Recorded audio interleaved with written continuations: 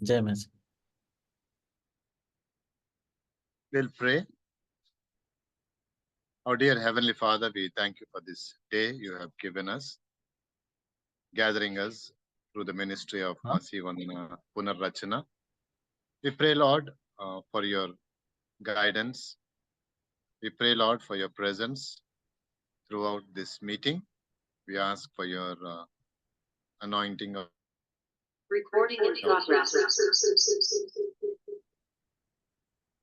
We also pray for each and every who is joining this meeting, that you would speak to us and, Lord, encourage us through your word, that we will live a life that is pleasing to you, that would honor. We want to thank you for this platform that we could gather as a fellowship in Christ. In Jesus' name we pray. Amen.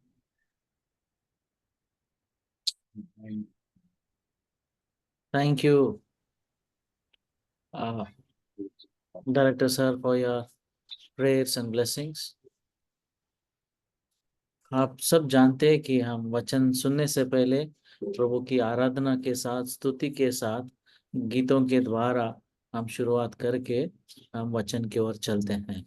तो इसी प्रकार हमारे बीच में भाई अजय है, जो नासिक से है, और उनकी पत्नी टीना है, वो हमें गाने में अगुवाई करेंगे। Over to brother Ajay. Praise the Lord. Praise the Lord. Praise the Lord.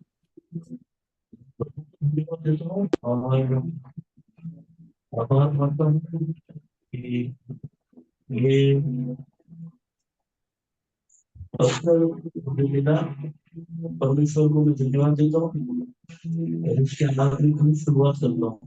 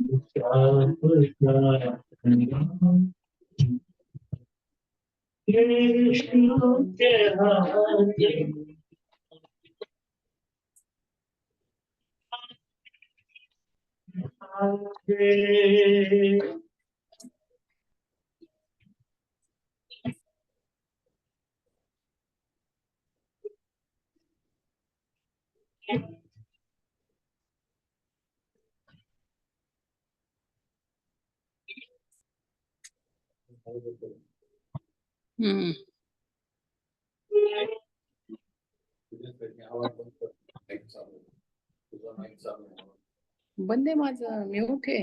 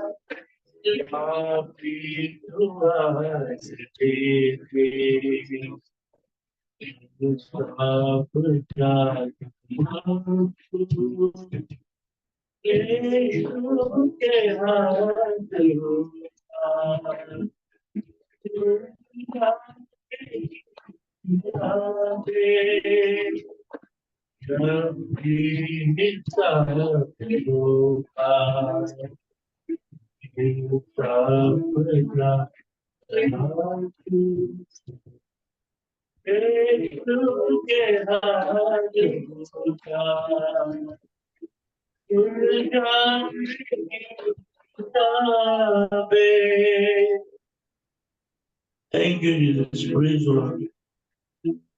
Thank you.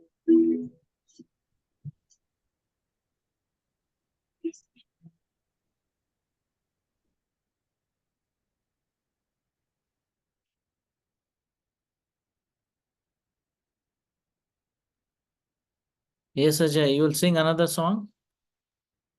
Okay, bas.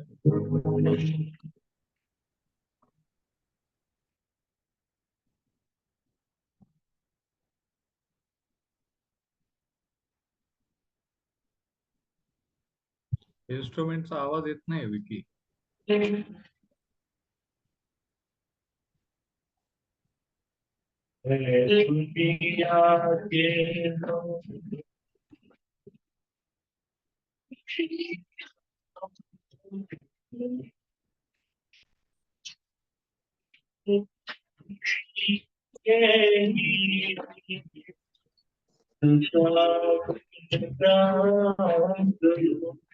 इबादत करो, इबादत करो, इबादत करो, इबादत करो.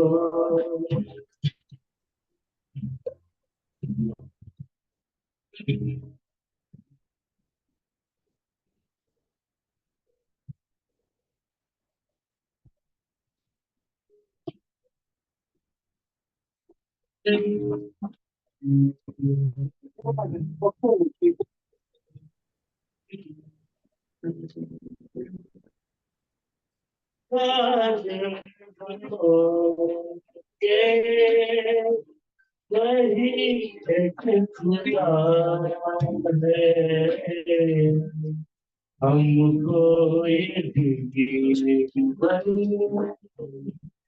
उसी ने दिया उसका से हम सब हैं हम सदा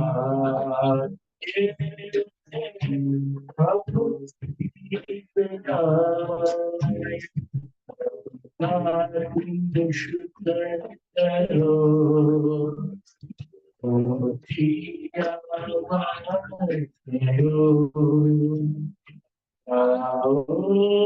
खुशी के इबादत करो उसकी इबादत करो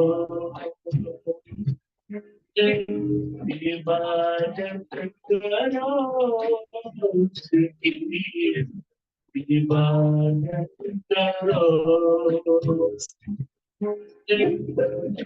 करो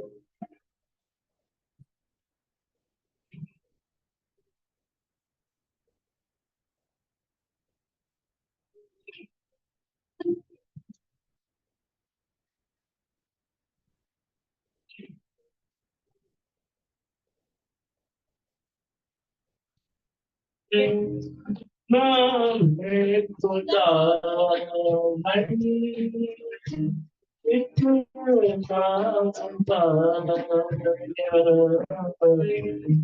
मेरा खुदा इतना बड़ा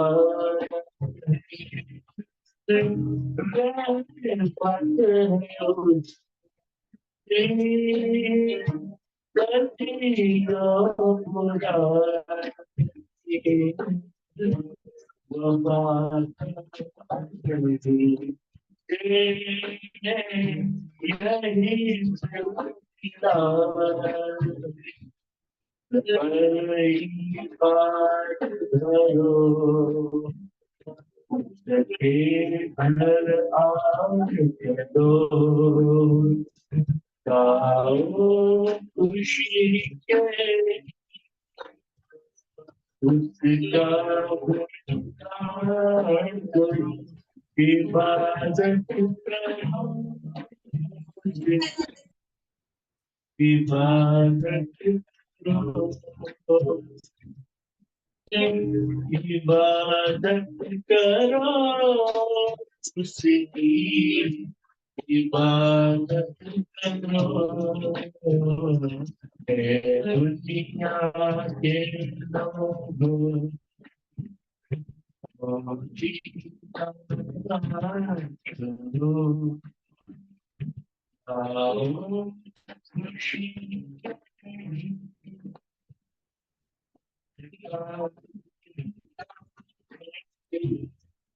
इबादत करो इबादत करो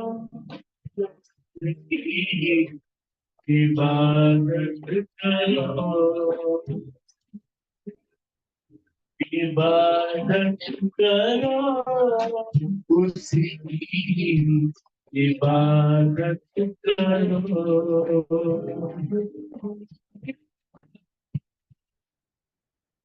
Praise the Lord.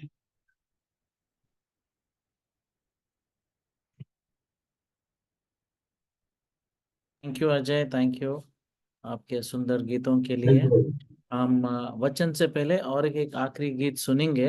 हमारे बीच में बहन मार्टिना है, उनके द्वारा एक गीत सुन के हम वचन की ओर चलते हैं। Over to sister Martina. आपको जय मसीह की। प्रभु रे आँख उठाओ, यीशु रे आँख उठाओ, प्रभु रे आँख उठाओ, यीशु रे आँख उठाओ। जहाँ है प्रेम शांति आनंद आशा धीरज की संपूर्णता, जहाँ है प्रेम शांति आनंद, आशा धीरज की संपूर्णता। बीते दिनों को याद ना करो, पाप धर्म जो हुए। बीते दिनों को याद ना करो, पाप धर्म जो हुए। भूल दिखाओ कर हमें सुधारता, भूल दिखा कर हमें सुधारता, दयालु मुक्ति दाता। प्रभु और आँख उठाओ, यीशु और आँख उठाओ, प्रभु और आँख उठाओ, यीशु और आँख उठाओ। जहाँ है प्रेम शांति आनंद, आशा धीरज की संपूर्णता। जहाँ है प्रेम शांति आनंद, आशा धीरज की संपूर्णता। भविष्य क्या है, कहाँ रहूं मैं, चिंता इसकी ना करना। भविष्य क्या है, कहाँ रहूं मैं, चिंता इसकी ना करना। संकट दुख में हम सबों का, संकट दुख में हम सबों का, प्रभु यीशु है सहारा। प्रभु और आँख उठाओ, यीशु और आँख उठाओ, प्रभु और आँख उठाओ, यीशु और आँख उठाओ। जहाँ है प्रेम शांति आनंद, आशा धीरज की संपूर्णता। जहाँ है प्रेम शांति आनंद, आशा धीरज की संपूर्णता। चारों तरफ अंधकार जो छाया, दुख लड़ाई घनेरे। चारों तरफ अंधकार जो छाया, दुख लड़ाई घनेरे। भयभीत होता कहाँ मैं जाऊं, भयभीत होता कहाँ मैं जाऊं, यीशु तू साथ हो मेरे।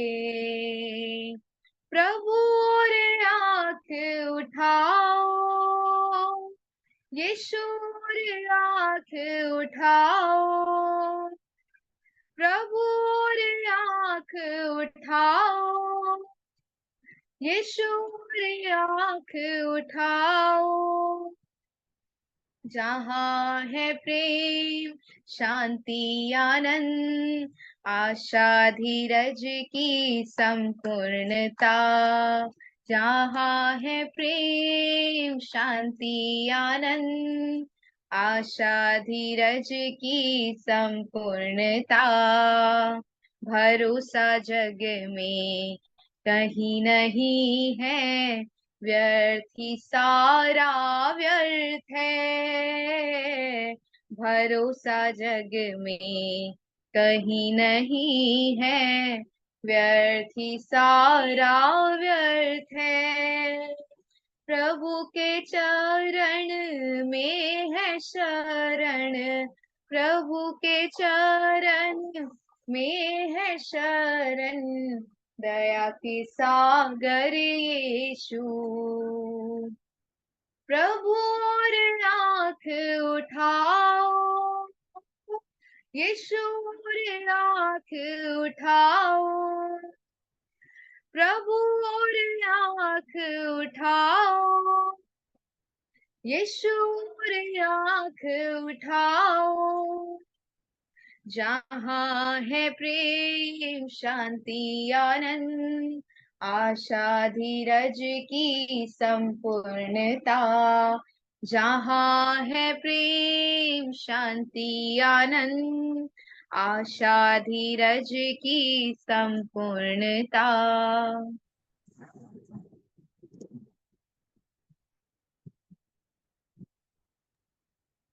Thank you sister, thank you. अब हम वचन की ओर चलते हैं। हमारे बीच में प्रभु के दास रेवरेंड पास्टर जी.वी. श्रीशांत है।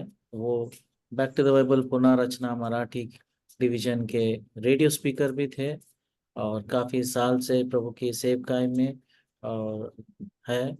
तो हम उनके द्वारा आज का विषय बहुत ही सुंदर विषय है, एक कोलोसियों की पत्री के ऊपर है। हम इसको मनन करते आ रहे हैं पिछले महीने से, और उसी को हम आज भी देखेंगे। प्रभु ने चाहा आने वाले दिनों में भी कोलोसियों की पत्री के ऊपर ही हम मनन करेंगे। Over to pastor JV. Sreesanth. Praise the Lord सर्वांना जय मसीह की. Thank you brother Abraham, thank you Anil Kumar. आणि पुन्हा एकदा या पुनर्रचनाच्या कार्यक्रमामध्ये या सभेमध्ये आपलं स्वागत आहे. आनंद वाटतो की देव त्याच्या आत्म्याने त्याच्या वचनाने आपल्याला चालवित आहे. त्याने इथपर्यंत चालवलं तर इथून पुढेही चालवणारा देव. मागील काही दिवसापासून आपण एक नवीन मालिका सुरू केलेली आहे जी फिलिप्पियकरास पत्रावर आधारित आहे, आणि त्या संदेश मालिकेतला आजचा चौथा भाग आहे. आणि आजचा आपला विषय आहे महत्व असलेले जीवन, a life of significance. This is a studies in the book of Philippians. आणि आजचा शास्त्र भाग आहे फिलिप्पियकरास पत्र 2 आणि वचन 12 ते 17. फिलिपियन्स 2:12-17. आता आपल्याला माहिती आहे की फिलिप्पियकरास पत्र हे पौलाने तुरुंगात असताना लिहिलेलं पत्र आहे, की ज्यावेळेस तो रोमन तुरुंगात ती शिक्षा भोगत होता, आणि अशा वेळेस देवाने त्याला त्याच्या आत्म्याने प्रगटीकरण दिलं. म्हणजे कोणतंही तुरुंग जगातलं कोणतीही परिस्थिती आपल्याला देवाचं प्रगटीकरण आपल्याकडे येण्यापासून रोखू शकत नाही. आणि तो जरी अशा अवस्थेत होता, अशा परिस्थितीत होता, तरीही त्याने उत्तेजन दिलेलं आहे. आणि या पत्राचा विषय जर कोणता असेल तर तो आहे आनंद. आता विचार करा की माणूस तुरुंगात जेलमध्ये बंद असताना कशा रीतीने आनंद करू शकतो. बरेच वेळेस आपल्याला वाटतं की सर्व काही नीटनेटकं व्यवस्थित असल्यावर आपण आनंद करतो, पण शास्त्र सांगतं की सर्व परिस्थितीत देवाचे उपकार स्मरण करा. In everything give thanks. सर्व परिस्थिती बदलत नाही, not for everything but in everything. म्हणजे कोणत्याही परिस्थिती, कोणत्याही सर्कमस्टॅन्सेस मध्ये आपण असलो आणि आपल्याला हे माहीत असलं की आपण देवाच्या योजनेत आहोत आणि तो आपल्या बरोबर आहे, तर आपण निश्चिंत राहू, त्याच्यामध्ये आनंद करू शकतो. आणि आज आपण पाहू या शास्त्र भागावरून की जो काही वारसा किंवा जे काही आपण मागे ठेवून जातो ते काही अल्बम किंवा फोटो मध्ये नव्हे, तर आपण जे जगलेलं जीवन, केलेली सेवा, हा आपला वारसा असतो. A legacy is not left in snapshots, but in the sum total of a life lived for God. आणि आज आपण पाहू की कोणतीही परिस्थितीत असल्यावर सुद्धा आपण कशा रीतीने आपला वारसा मागे ठेवू शकतो. आणि म्हणून माझा प्रश्न तुम्हाला असा आहे की हे आयुष्य संपल्यानंतर तुम्ही कोणता वारसा मागे ठेवून तुमची आठवण तुमच्या प्रियजनांना, इतरांना कशा प्रकारची राहील, कधी विचार केला? आणि आज आपण महत्व असलेल्या जीवनाबद्दल बोलणार की खरं जीवन की ज्याला खरं महत्व आहे, जे सर्व काळ टिकणार आहे, ज्याचं स्मरण राहणार आहे, असं जीवन कसं असतं, कसं असलं पाहिजे, हे आपण पौलाकडून शिकूया. आता याचं पार्श्वभूमी, बॅकग्राऊंड असं आहे वचन 5 ते 11 मध्ये की ख्रिस्ताविषयी असलेला आपला दृष्टिकोन आणि स्वतःविषयी असलेला दृष्टिकोन, की ख्रिस्त देव असता त्याने देव पण बाजूला ठेवलं, पाऊल म्हणतो. आणि तो मनुष्यरूप धारण करून दासाचं स्वरूप धारण करून जगात आला. आणि म्हणून तशी चित्तवृत्ती ही आपल्या ठाई असावी, नम्रतेची, दीनतेची. आणि मग त्याच्यानंतर तो काय म्हणतो बघ, वचन 12 ते 17 मध्ये. आता वचन 12 ते 17 मध्ये आपल्याला 4 धडे किंवा 4 तत्व महत्व असलेल्या जीवनाबद्दलचे शिकायला मिळतात. 4 lessons or 4 principles of true significance, life of significance. वचन 12 ते 17 मध्ये 4 महत्वाचे धडे किंवा तत्व आहे, प्रिन्सिपल्स आहे. 12 वचन बघ, तो म्हणतो, यास्तव माझ्या प्रिय बंधून, जे तुम्ही सर्वदा आज्ञापालन करीत आला ते तुम्ही मी जवळ असताना केवळ नव्हे तर विशेष करून आता, म्हणजे मी जवळ नसतानाही भीत व कापत आपले तारण साधून घ्या. तो म्हणतो, मी तुमच्यामध्ये असताना, माझ्या समोरच नाही तर मी तुमच्यामध्ये नसताना सुद्धा, असं तो त्यांना. आणि ज्या वेळेस आपण देवाच्या मार्गात त्याच्या आत्म्याच्या प्रेरणेने चालत असतो, त्यावेळेस हे महत्वाचं असतं की कोण आपल्याकडे पाहत आहे, कोणाचं लक्ष आहे, तेव्हाच नाही तर कोणाचंही लक्ष नसताना, कोणी आपल्यावर वॉच करत नसताना सुद्धा आपण कशा रीतीने ख्रिस्ती जीवन जगतो, आपण काय करतो, काय बोलतो, हे महत्वाचं असतं.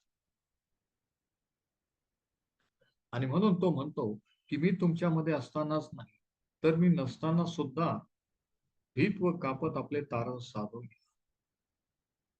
कारण इच्छा करणे व कृती करणे ही तुमच्या ठाई आपल्या सत्संकल्पासाठी साधून देणारा तो देव आहे.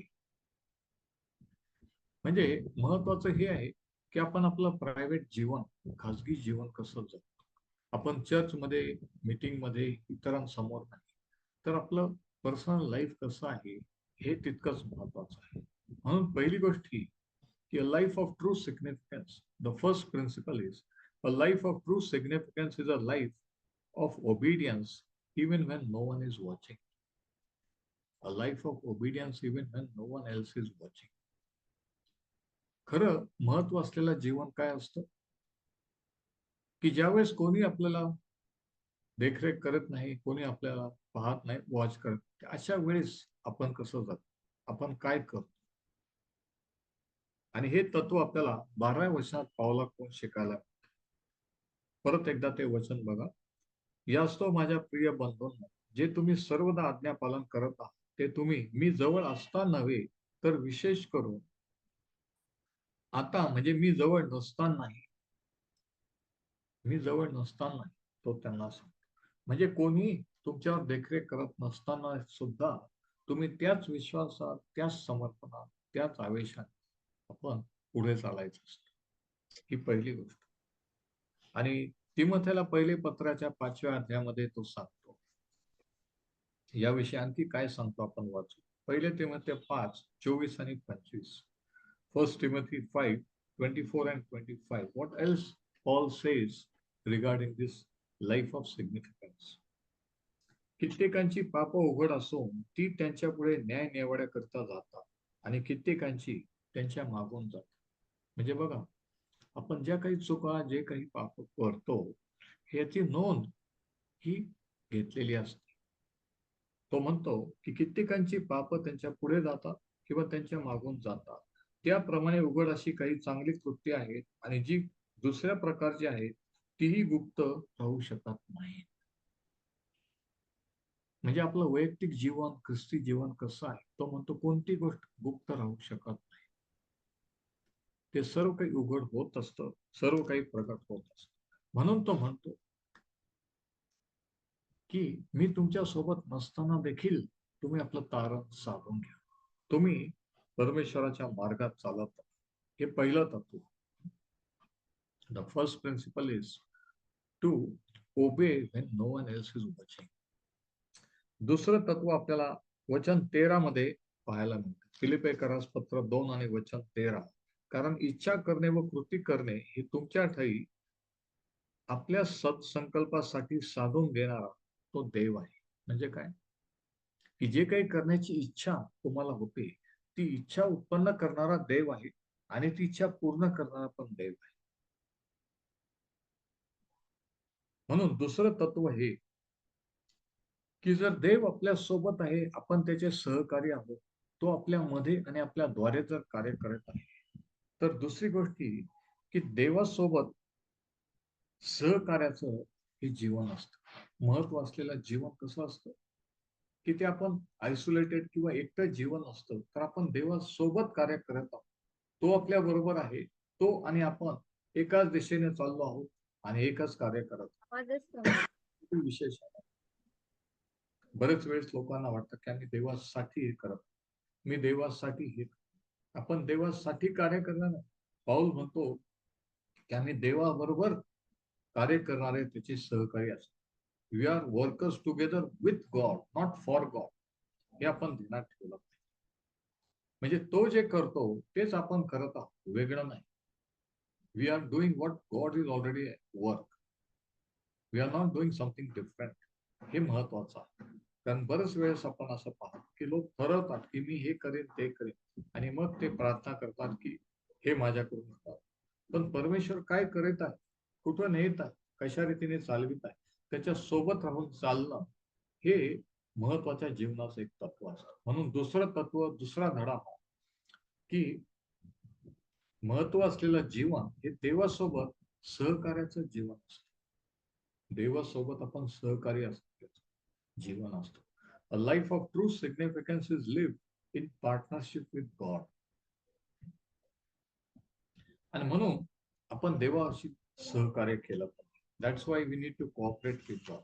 म्हणजे काय की आपण आपला पार्ट केला पाहिजे. आता 13 वचन बघा, तो म्हणतो 12 वचनाच्या शेवटी की भीत व कापत आपले तारण साधून घ्या. म्हणजे काय तारण झालेलं नाही, झालेलं आहे, पण तो म्हणतो ते जे तारण झालेलं आहे त्याच्यात तुम्ही राहा, त्याच्यात कंटिन्यू करा. म्हणजे एक पार्ट देव करत आहे, देव त्याचं काम करत आहे, कार्य करीत आहे आणि आपल्याला आपला पार्ट करायचा हे तो सांग. आता तारणाचे 3 टप्पे आहेत. पहिल्या टप्प्यामध्ये आपण प्रभू येशूवर विश्वास ठेवल्यानंतर प्रभू येशूच्या रक्ताने तो आपल्याला नीतिमान ठरवतो. We are justified by our faith. That is the first phase of salvation. दुसरा टप्पा हा की पवित्रीकरण किंवा सॅन्क्टिफिकेशन, की त्याच्यावर विश्वास ठेवल्यानंतर, पापांची क्षमा झाल्यानंतर, नीतिमान ठरल्यानंतर तो त्याच्या रक्ताने, त्याच्या आत्म्याने आपल्याला वेगळं किंवा पवित्र करतो. We R सॅन्क्टिफाईड. 3 टप्प्यामध्ये तारण झालं, होत आहे आणि होणार आहे. झालं म्हणजे आपली क्षमा झाली, आपण नीतिमान ठरलो, देवाचे पुत्राने करण्यात. तारण होत आहे म्हणजे सध्या दैनंदिन जीवनात पापावर, सैतानावर, जगावर विजय मिळवला तो आपल्याला सहाय्य करत आहे. पवित्र जीवन जगण्यासाठी त्याच्या आत्म्याने, त्याच्या वचनाने कार्य करत आहे. म्हणजे तारण होत आहे, सॅन्क्टिफाय. आणि तिसरा जो टप्पा आहे तारणाचा, तो म्हणजे आपलं गौरव करणं, ग्लोरिफिकेशन, जे एक दिवशी होणार आहे की हे नश्वर अविनाशी परिधान करील आणि त्यावेळेस आपलं तारण कंप्लीट होईल. म्हणून तो म्हणतो की हे ध्यानात ठेवून तुम्ही दररोज त्या समर्पणात, पवित्रीकरणात राहा. आणि या ठिकाणी दुसरा जो टप्पा आहे तारणाचा, पवित्रीकरण किंवा सॅन्क्टिफिकेशन, याच्याबद्दल पाऊल सांगताना तो म्हणतो की तुम्ही ह्या देवाच्या तारणाच्या ज्ञानात वाढत राहा. कारण जसं आपल्याला माहिती होते, ज्ञान होतं, तसं आपल्याला कळतं की परमेश्वर कसं कार्य करतो, कसं नाही. तसं आपल्याला कळतं की आपण आपला पार्ट कसा करायला पाहिजे. आणि हेच महत्व असलेलं जीवन असतं. म्हणजे आपण आपला पार्ट करणं म्हणजे काय की आज्ञा पालन करणं, अ लाईफ ऑफ ओबिडियन्स. आता 12 वचनात तो म्हणतो की भयाने व कापत, भीत व कापत, विथ फिअर अँड ट्रेम्बलिंग. म्हणजे काय, म्हणजे घाबरून नाही, तर ऑफुल, त्याला म्हणतात की ऑ अँड रिस्पेक्ट फॉर गॉड, की देवाविषयी भीतियुक्त आदर ठेव, की प्रत्येक गोष्ट आपण करताना हा विचार करू की ही देवाला मान्य होईल का, ही त्याच्या वचनानुसार योग्य आहे. म्हणजे भीत व कापत तारण साधता.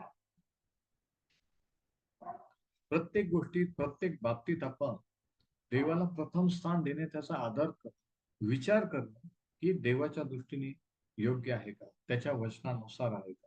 म्हणजे भीत व कापत तारण सांगणे. आणि मग ही झाली आपली बाजू, आपला पाठ की आपण हे केलं पाहिजे. आता देवाची बाजू 13 वचनात सांगितलेली आहे की आपल्यामध्ये इच्छा करणे आणि ती इच्छाप्रमाणे घडवून आणणे किंवा कृती करणं हे देवाकडून असतं. एखादी गोष्ट करण्यासाठी जर त्याने आपल्याला निवडलेलं आहे, तुम्हाला निवडलेलं आहे, तर ती करण्याची तो इच्छा उत्पन्न करते. जसे माझी इच्छा होती की मराठीमध्ये देवाचं वचन अनेकांपर्यंत जावं, पवित्र शास्त्र हे मराठीमधून शिकवलं जावं. आणि ज्यावेळेस मी बॅक टू द बायबलला कॉन्टॅक्ट केला, इतर भाषेमध्ये रेडिओ प्रोग्राम त्यावेळेस होते, मी म्हटलं मराठी जर असेल तर मी करायला तयार आहे. कारण मराठी भाषेमध्ये पवित्र शास्त्र शिकवण्याचं ओझं किंवा इच्छा देवाने माझ्यामध्ये उत्पन्न केली होती.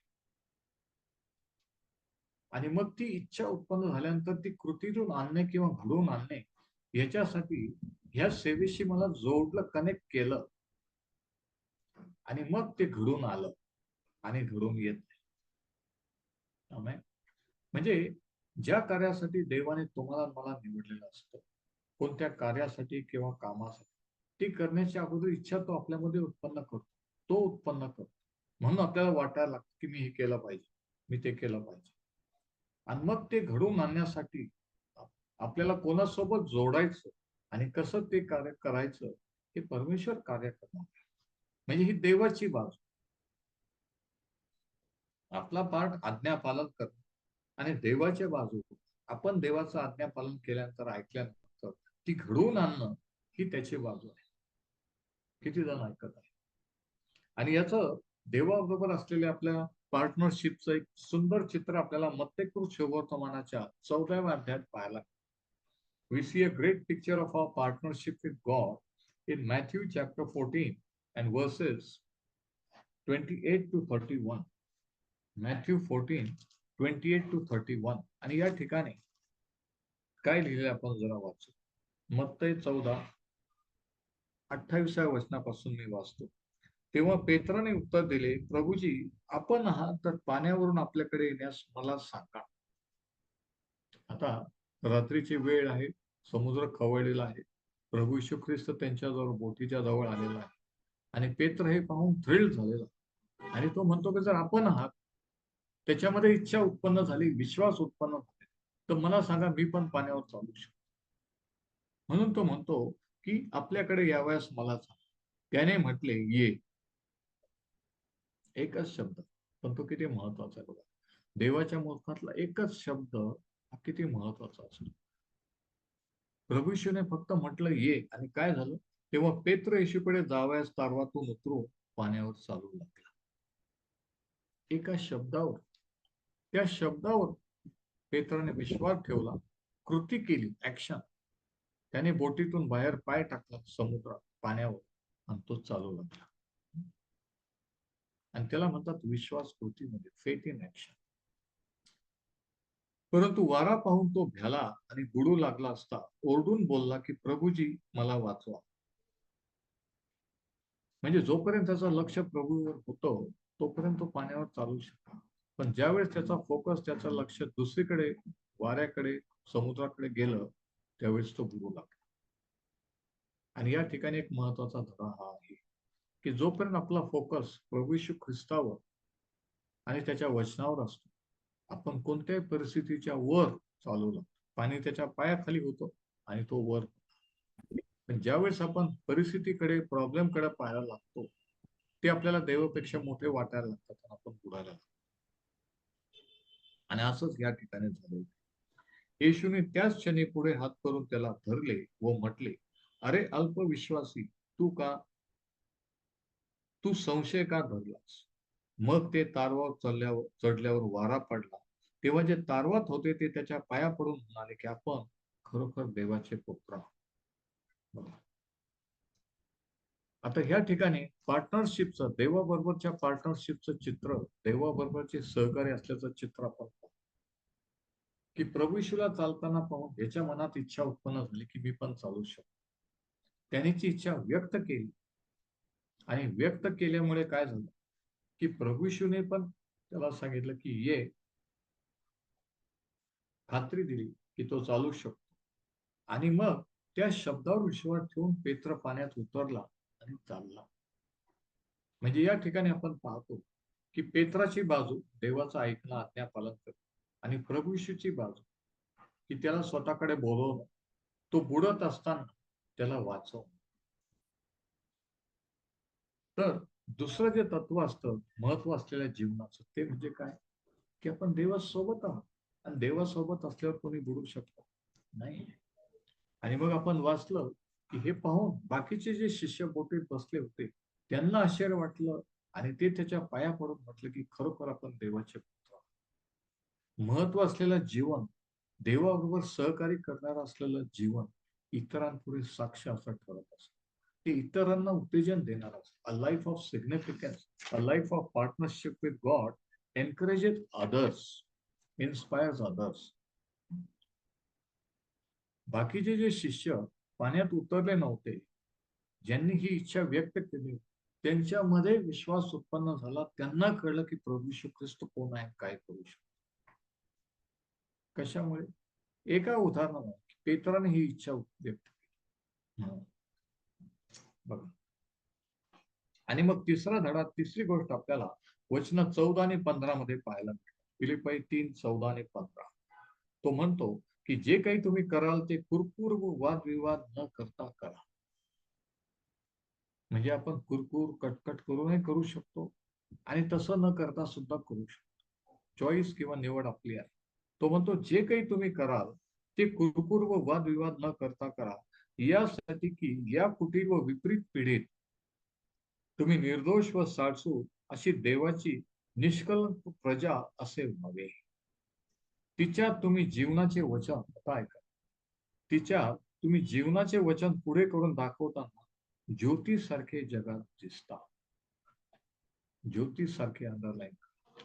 तिसरा धडा, महत्व असलेल्या जीवनाचं वैशिष्ट्य काय? तिसरं तत्व की life of significance is a life that shines and shares.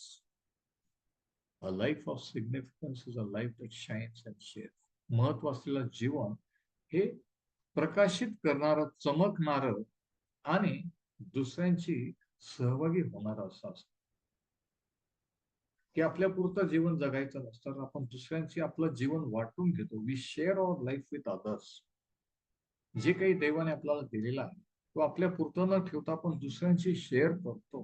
म्हणून महत्व असलेलं जीवन याचं तिसरं तत्व, तिसरा धडा आपल्याला हे मिळतो की महत्व असलेलं जीवन हे प्रकाश देणार किंवा प्रकाशित करणार आणि दुसऱ्यांची सहभागी होणार असतं.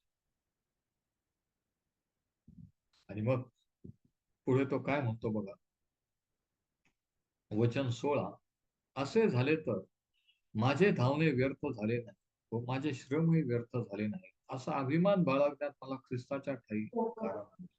तो म्हणतो तुम्ही जर अशा प्रकारचा जीवन जगला, तुम्हाला जर कळलं की तुम्ही किती देवाच्या दृष्टीने, जगाच्या दृष्टीने, तर काय होईल? तो म्हणतो की माझी सेवा, माझं धावणं, माझी ही मेहनत व्यर्थ झाले नाही असं मी समजेल.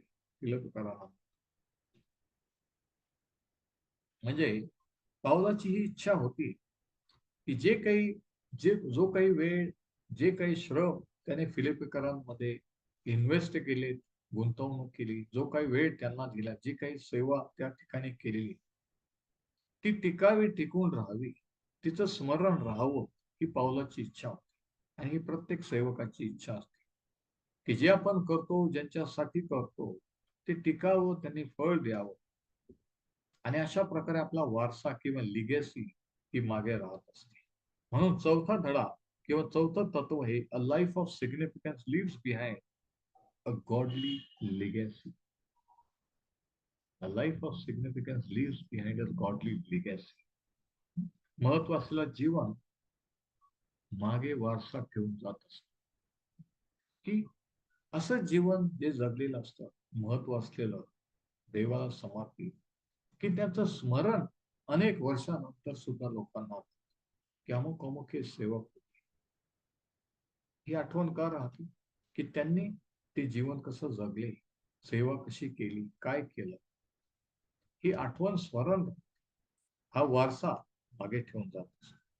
आणि पावलाला ही काळजी होती की तो मागे ठेवून फिलिपेकरांना पावलाचं स्मरण कसं राहील, फिलिपे येथील मंडळीचे लोक पावलाची आठवण कशी ठेवतील, कशी करतील. म्हणून तो म्हणतो की असं जर केलं तर माझे धावणे व्यर्थ झाले नाही आणि माझे श्रम व्यर्थ झाले नाही, असा अभिमान मला बाळगता येईल, की खरोखर मी जे केलं त्याचं चीज झालं. तो म्हणजे त्याला हे म्हणायचं आहे की मला व्यर्थ वेळ घालवायचा नाही, मला व्यर्थ श्रम करायचे नाही. मला मी जे काही करत आहे देवाच्या कृपेने सहाय्याने ते टिकणारं असावं, टिकावं, ही माझी इच्छा आहे. मी मागे वारसा सोडून जावा. I want to live a life of legacy. I want to leave a legacy behind. That's what Paul is saying.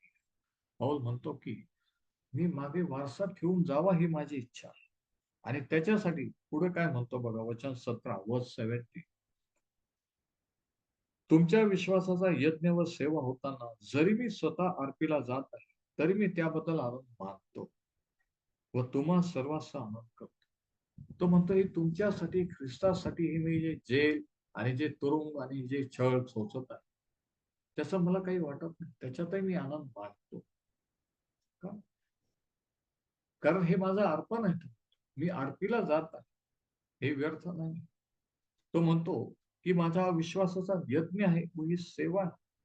आणि म्हणून मी कोणताही यज्ञ, कोणतंही अर्पण करायला तयार आहे. तो म्हणतो मी कोणत्याही गोष्टीला मागे पुढे पाहणार, आणि त्याने तसं केलं. आपल्याला माहित की पावलाचं जीवन हे पूर्ण समर्पित असतं. त्याचा संपूर्ण वेळ, त्याचे मेहनत, त्याचे श्रम जे काही होते ते सर्व काही त्याने ख्रिस्तासाठी आणि ख्रिस्ताच्या मंडळीसाठी खर्च केला. आणि हे आपल्याला चौथं तत्व त्याच्याकडून सेवा शिकायला मिळतं की महत्व असलेलं जीवन हे मागे वारसा ठेवून जात असतं. तो म्हणतो की तुमच्या विश्वासाचा यज्ञ व सेवा होताना जरी मी स्वतः अर्पीला जात आहे, वचन 17, तरी मी त्याबद्दल आनंद मानतो. ज्यावेळेस हा दृष्टिकोन आपला असतो सेवेबद्दल, when we have this view of ministry becomes a joy. सेवा हे एक प्रकारचा आनंद असतो. तो म्हणतो मी त्याच्यात आनंद मानतो आणि तुम्हा सर्वांचा आनंद करतो आणि त्याचाच तुम्ही आनंद मानावं माझ्यासह आनंद. किती विशेष आहे. आणि म्हणून प्रश्न असा आहे की आज तुम्ही देवाच्या मार्गात चालत असताना, तुम्ही त्याची सेवा करत असता, तुम्ही कसा वारसा, कोणता वारसा मागे ठेवत आहे, तुमचं स्मरण इतरांना कशा प्रकारचं आहे. आपण पावलाकडून हे शिकूया. परमेश्वर करो आणि आपल्याला त्याची सेवा त्याच्या वचनाप्रमाणे, त्याच्या इच्छेप्रमाणे करण्यास सांगितलं. परमेश्वर हे वचन आशीर्वादित.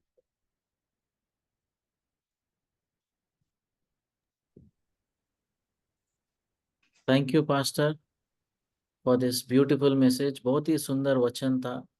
अगर आप एक अद्भुत जीवन जीना चाहते हैं और आपके जीवन के बारे में लोग बातें करना चाहते हैं, तो जो आज पास्टर ने बताया, अगर हम ऐसा करेंगे तो बहुत ही सुंदर होगा. और सबसे सुंदर बात यह है कि आपका भाषा में, है ना, जो मराठी भाषा है, प्रभु का वचन आपके बीच में लेके आ रहे हैं.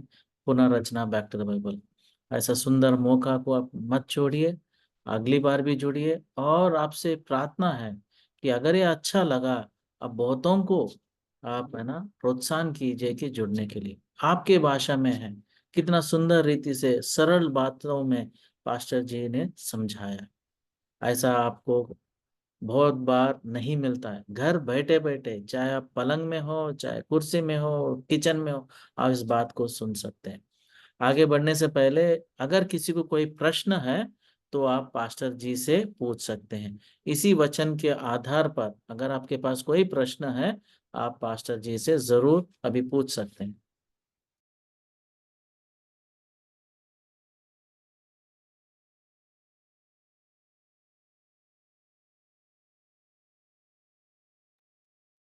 कोई भी कुछ पूछना चाहते हैं पास्टर जी से पूछ सकते हैं।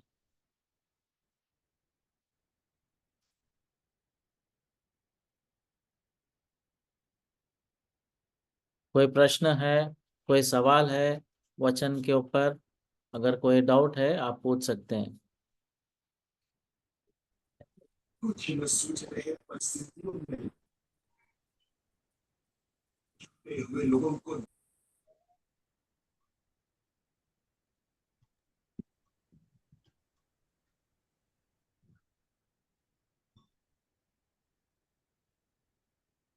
आपका आवाज नहीं आ रहा है। कोई भी है पूछ सकते हैं, अनम्यूट कीजिए और पूछिए।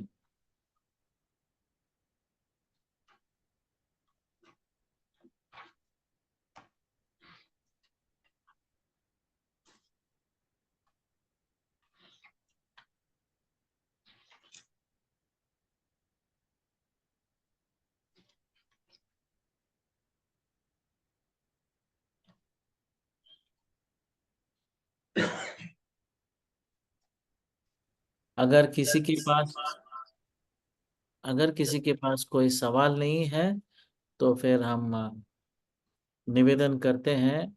हमारे बीच में पास्टर राजू है, वो प्रार्थना करेंगे और जो बेनेडिक्शन है, आशीष का वचन है, प्रार्थना है, वो हमारे पास्टर जे श्री साथ करेंगे।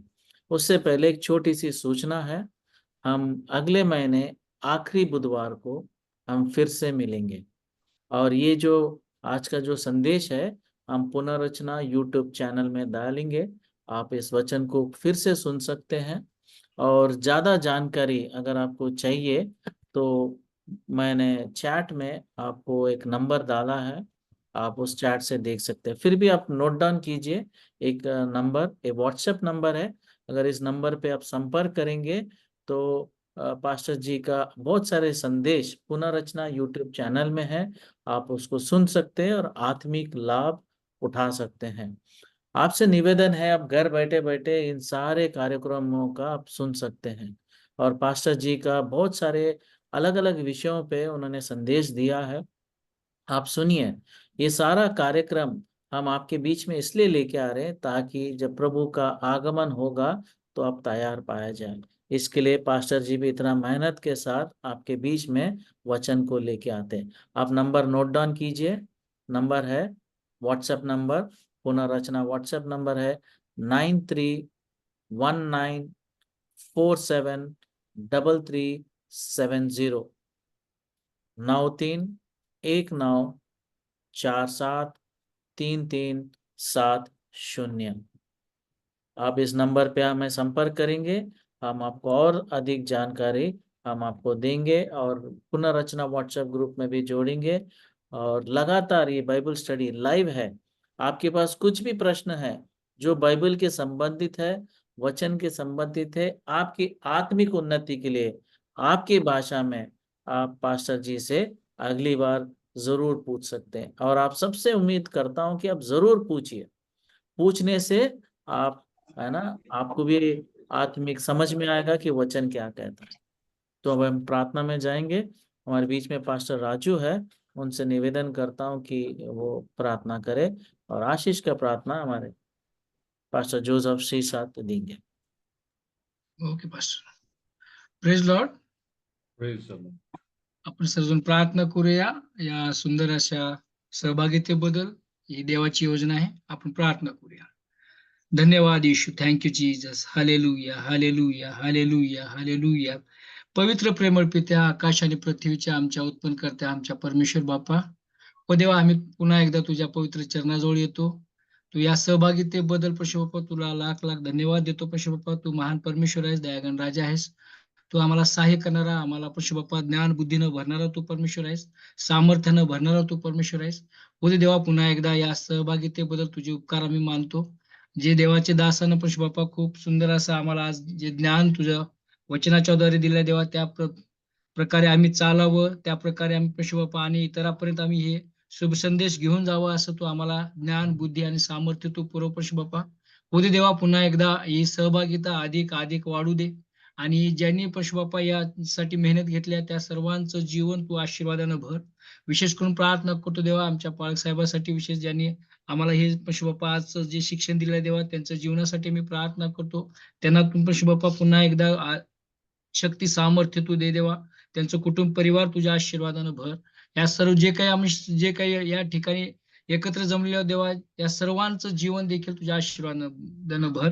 आम्हा सर्वांना देवा पुन्हा एकदा तुझ्या राज्यासाठी आमचा उपयोग तू करून घे. आमचं जीवन व्यर्थ होऊ देऊ नको.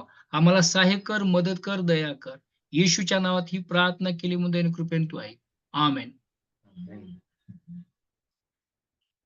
आणि आता देव बाप याची प्रीती, प्रभू येशू ख्रिस्ताची कृपा आणि त्याच्या पवित्र आत्म्याची सहभागिता आता आणि सदा सर्व काळ आपणा प्रत्येकाबरोबर राहतो. आमेन. आमेन आमेन. आमेन आमेन. सबको जय मसीह की. जय मसीह की सर. Thank you. मसीह की. Thank you for joining. सबको धन्यवाद जुड़ने के लिए. Praise the Lord. हर मानतो. Praise the Lord. Praise the Praise the Lord. Lord. पुन्हा सर्वांना praise the रचनाचं Lord. YouTube channel सर्वांना विजिट praise the करा. Praise the Lord. Praise Praise the the Lord. Lord. Praise the Lord. Praise the Lord. Praise the Lord. Praise the Lord. Praise the Lord. Thank you, Jesus. Thank you. Praise the Lord. Sister Praise Reena, the Lord. Daniel Praise Chinde, the Lord. Sister Seema Gaikwad, Shesh Kumari, Rajesh, Vinay Sheila, Nilesh Varsha. Praise the Lord. Praise the Lord. Sister Sneha, Deepak, Arun, by brother Arun and Deepak. सबको जय मसीह की. और प्रभु ने चाहा अगले महीने आखिरी बुधवार को हम फिर से मिलेंगे. Yes. Amen. Praise the Lord. तब तक Praise के the लिए Lord. प्रार्थना कीजिए एक दूसरे के लिए. Praise Lord, Pastor. Thank you so Praise much the Lord. Thank for you. your Thank you. blessed and wonderful word. Thank you, Brother Abraham, for all that efforts. May the Pastor, Lord thank you. bless you. Yeah. Praise the Lord. Praise the Lord, Sister Newton. Praise the Lord. Praise God. Praise